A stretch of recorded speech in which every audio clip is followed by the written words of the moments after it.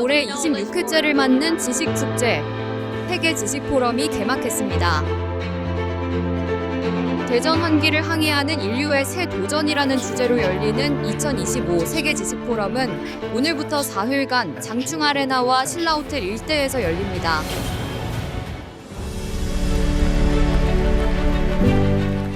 The forum's theme this year is New Odyssey, Navigating the Great Transition. It highlights knowledge and leadership as our compass to overcome today's crises and challenges and find the right path for human civilization. While Hercules symbolizes strength, Odysseus represents wisdom. Through this wisdom, he was able to overcome countless hardships and find hope. He breaks free from inertia, embracing adversity, and sets out in search of a new path. This is an important implication for us. 지금 인류는 대전환점에 서 있습니다.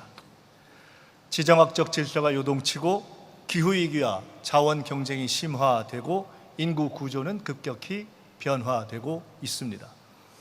경제와 사회 전반에 영향을 미치는 AI는 희망만큼이나 부작용과 위험에 대한 우려도 큰 상황입니다.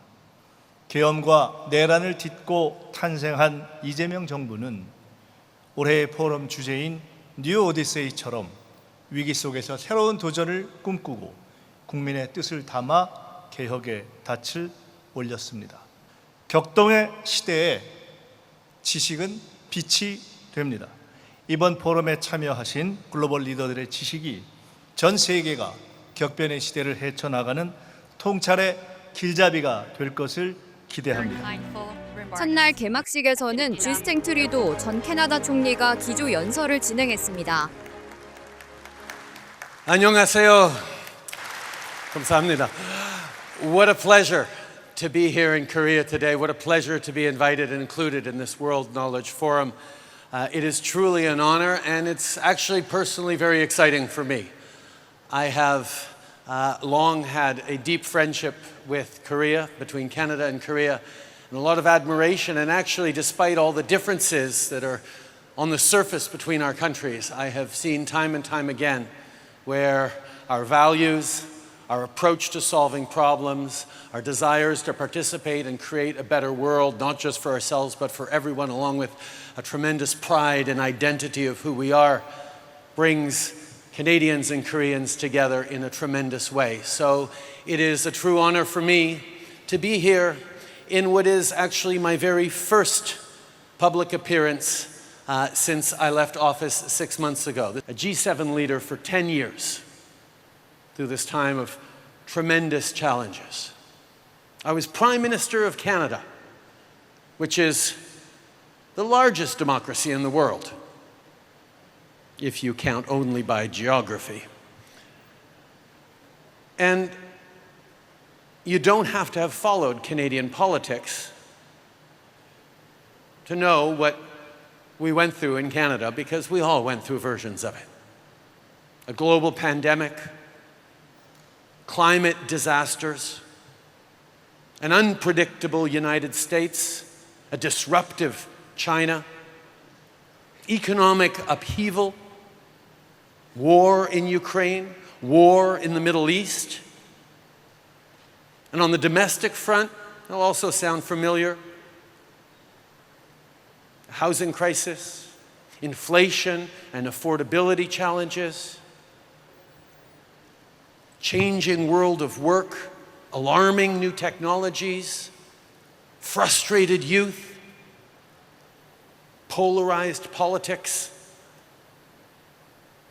the rate of churn, the pace of change in our world has accelerated, is destabilizing.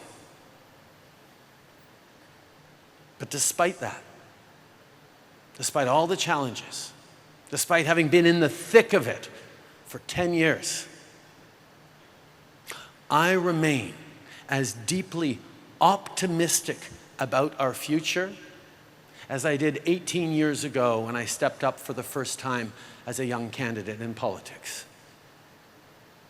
I want to talk a little bit about why today. I'll give you a little spoiler alert. It's about good people.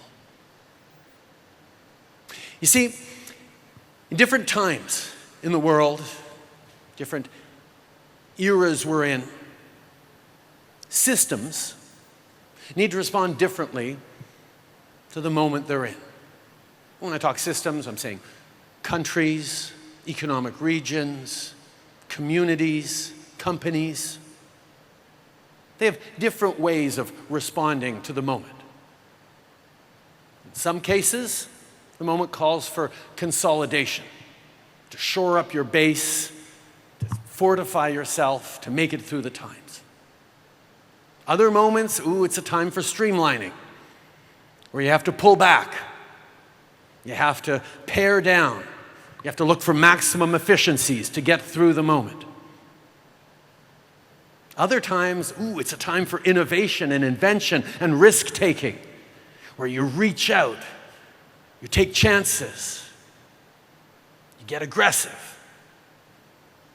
This time we're in, this moment of deep consequence, whereas the chairman pointed out the rules-based order that we had established had succeeded in creating an era of peace and prosperity and stability over the last 80 years, the likes of which human civilization has never known.